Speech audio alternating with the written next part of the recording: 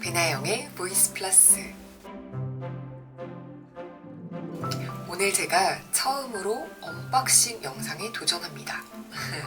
사실 언박싱 영상만을 따로 만들어 본 적은 한 번도 없는 듯 해요. 왜냐하면 굳이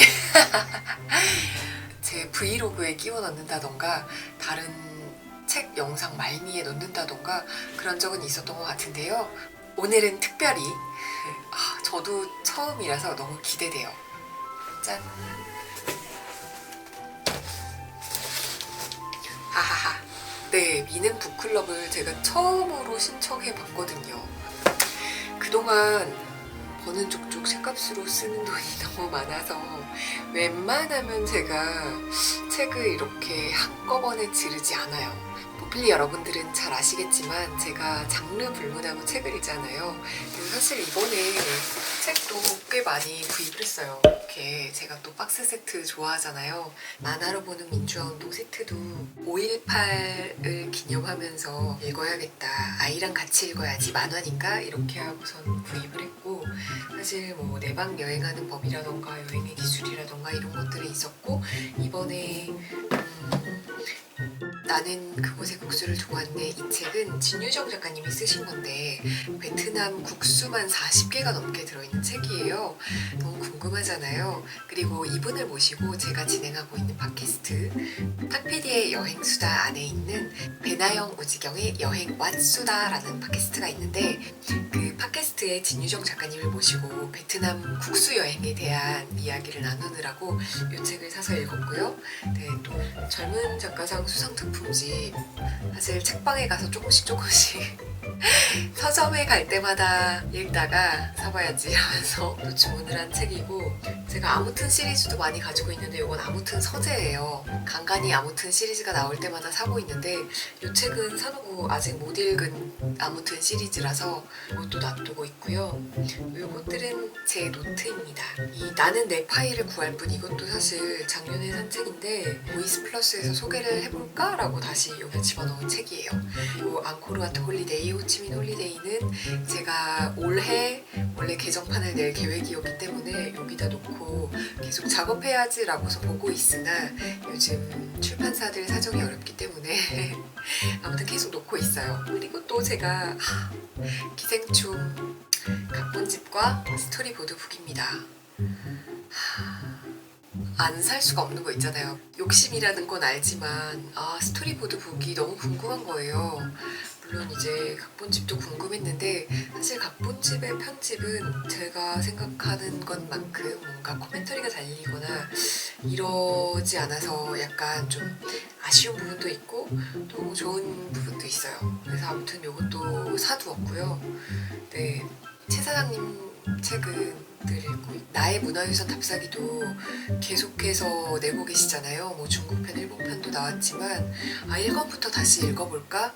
요즘에 여행도 못 가는 때에 다시 한번 쭉 읽고 복습을 해보자, 이런 취지로 집에 있던 책을 다시 꺼내 놓았고요.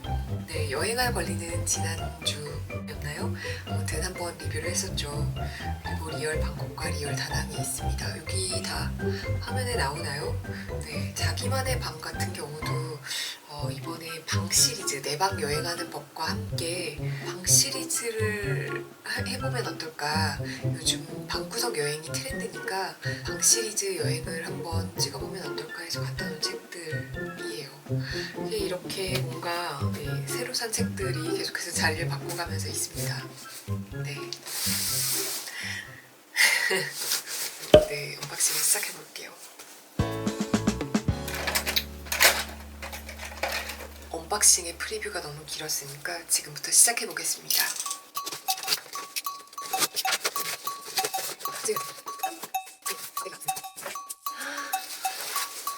이게 그 말로만 듣던 색깔이 너무 예쁜데요? 이거 리뷰를 봤었는데 먼저 받으신 분들의 리뷰에서는 튼튼하지 않은 느낌이라고 하셨는데 저는 딱 쥐어지는 느낌이 꽤 견고하다는 느낌이 들어요.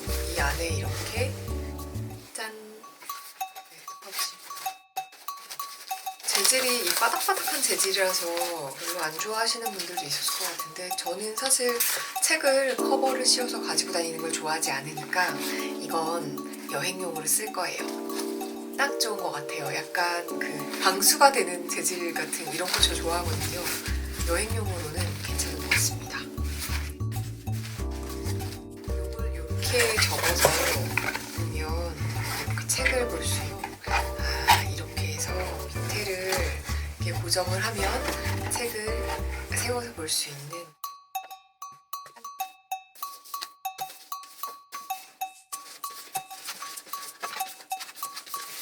이 버킷리스트를 적는 란이 이렇게 있습니다. 월별로 되어 있고요.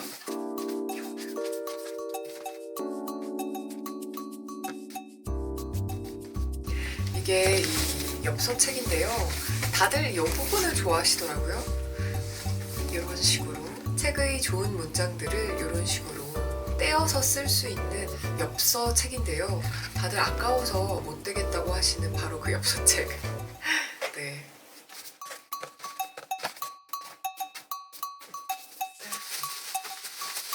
미음사 북클럽을 좋아하시는 분들은 아마 어떤 책들이 이번에 소개되는지 이미 다 알고 계실 것 같고요.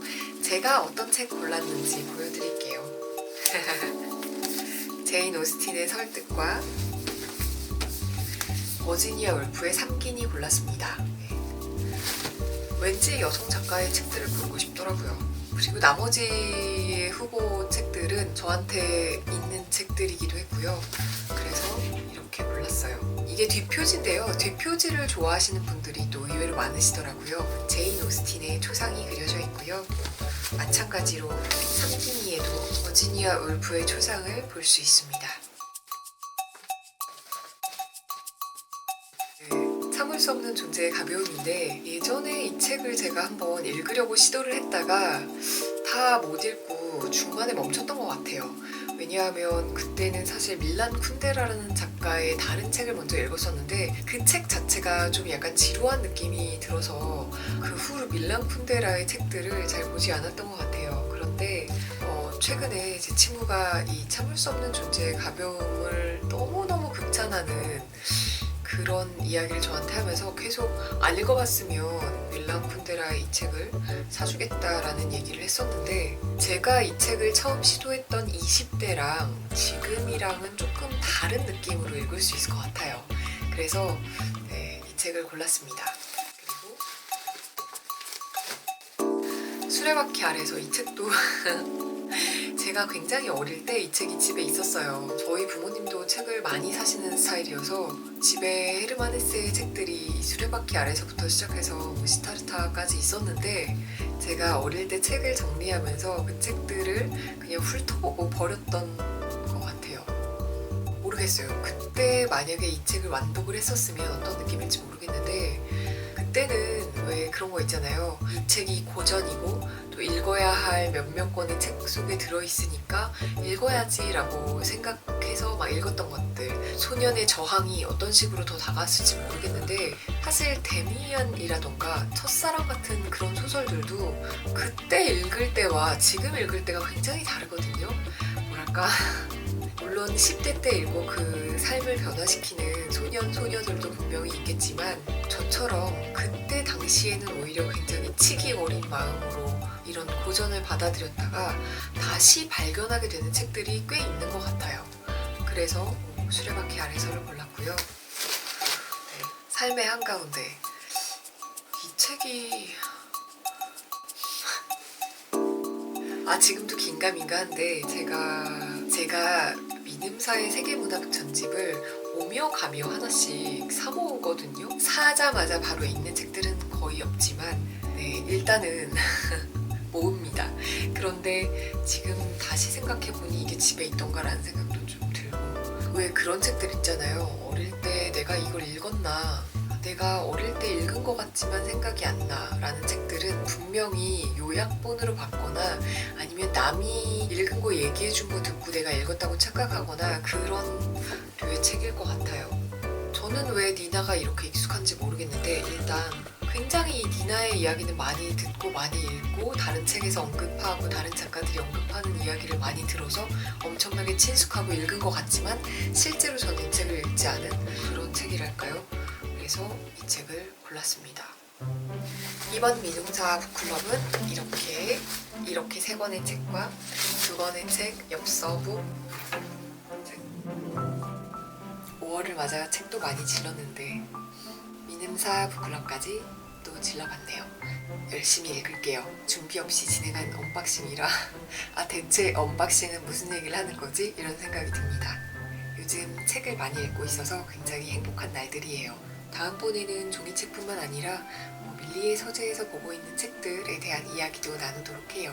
그럼 오늘은 여기까지. 구독과 좋아요, 알림 신청 꼭 눌러주시고요. 우리는 다음 주에 또 만나요. 안녕.